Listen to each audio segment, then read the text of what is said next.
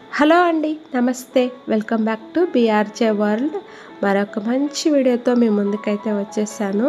బయట వాతావరణం చూస్తే చల్లగా ఉంది, వర్షాలు పడుతున్నాయి.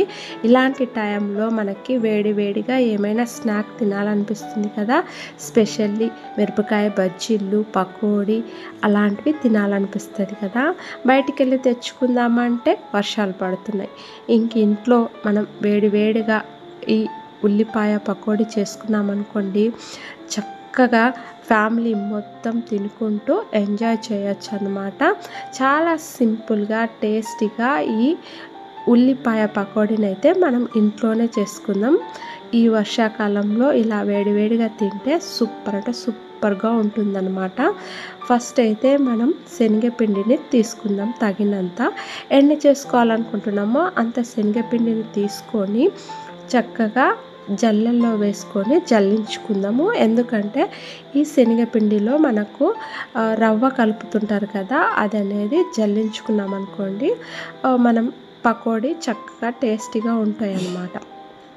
ఇక ఈ పిండిని జల్లించుకొని వచ్చిన రవ్వని ఆ నులకని తీసేసి పక్కన పడేసి పిండి మొత్తాన్ని తీసుకొని ఇందులో మనము నిలువుగా కట్ చేసి పెట్టుకున్న ఆనియన్ పీసెస్ అయితే వేసుకోవాలా. మనము ఉల్లిపాయ పకోడీ చేసుకుంటున్నాం కాబట్టి ఉల్లిపాయలు అనేది ఎక్కువ మోతాదులో తీసుకోనండి. నిలువుగా కట్ చేసుకుంటే మనకి పకోడీ అనేది చాలా బాగా వస్తుంది. అలాగే చిన్న చిన్నగా కట్ చేసి పెట్టుకున్న కరివేపాకుని వేసుకోనండి. ఇలా పకోడీలోకి మంచి ఫ్లేవర్ని ఇస్తుంది. అలాగే కొద్దిగా పసుపునైతే వేసుకుందాం. మన స్పైసీకి తగినంత కారంనైతే వేసుకోవాలన్నమాట. అలాగే తగినంత సాల్ట్ను, టేస్ట్కి కావాల్సినంత సాల్ట్ని అయితే వేసుకుందాం. అలాగే వంట సోడా ఖచ్చితంగా వేసుకోవాలండి. పకోడీలోకి చాలా క్రిస్పీగా ఉంటాయి అన్నమాట ఇవి వేసుకోవడం వల్ల.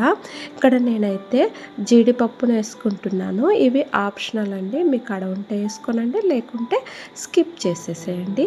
ఇవన్నీ కూడా చక్కగా ఫస్ట్ మనము ఈ పిండిలోకి కలుపుకోవాలన్నమాట.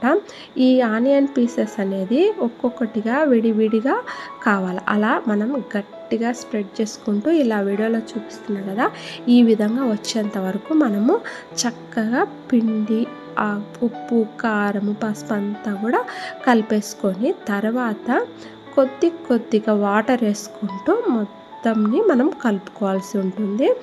మనం ఒకటేసారి వాటర్ పోసుకొని కలుపుకున్నాం అనుకోండి, ఈ పిండి అనేది జోర్ అయ్యే ఛాన్స్ ఉంటుంది, అంటే లూజ్ అయ్యే ఛాన్స్ ఉంటుంది. కాబట్టి కొంచెం తగినట్టుగా మనము వాటర్ వేసుకుంటూ మనం కలుపుకోవాలి. ఇలా వీడియోలో చూపిస్తున్నా కదా, ఈ విధంగా రావాలన్నమాట. మరీ లూజ్గా ఉండకూడదు, మరీ గట్టిగా ఉండకూడదు అన్నమాట. పిండి అనేది ఇలా మనం వీడియోలో చూపిస్తున్నాం కదా, ఇదే విధంగా ఉండాలన్నమాట.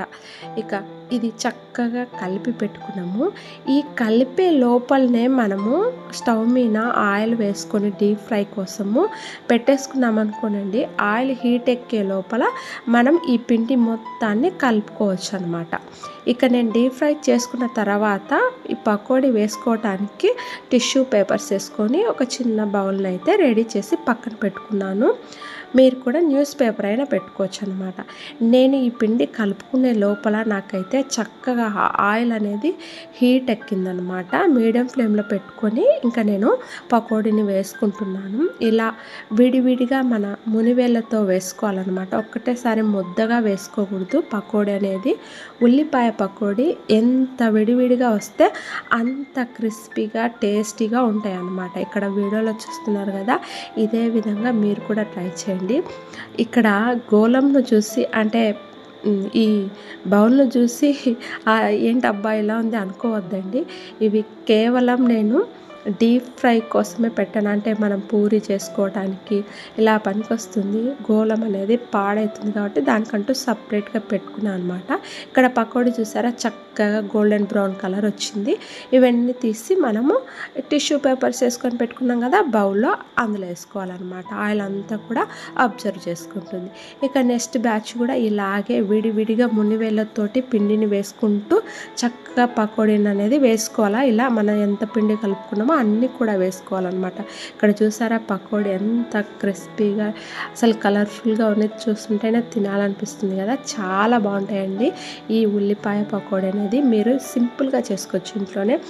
ఈ కరివేపాకు ఏం తినమండి, ఊరికే నేను ఇట్లా మామూలుగా డెకరేషన్ కోసం చేసుకున్నాను. ఇక పకోడీ పైన వేసుకొని ఫోటో తీసుకోవాలి కాబట్టి మీరు ఇంట్లో తినే పాటైతే స్కిప్ చేయండి కరివేపాకును. ఇక్కడ చూసారా పకోడీ ఎంత బాగుందో. ఇక వేడిగా ఇంట్లోనే కూర్చొని బయట వర్షం పడుతుంటే పకోడీని ఎంజాయ్ చేస్తూ తినొచ్చు అనమాట. మీరు కూడా ఇదే విధంగా చేసుకొని తినండి. నచ్చితే మాత్రం వీడియోను లైక్, షేర్, సబ్స్క్రైబ్ చేసుకోండి. మరొక మంచి వీడియోతో మీ ముందుంటాను. అంతవరకు బాయ్ అండి.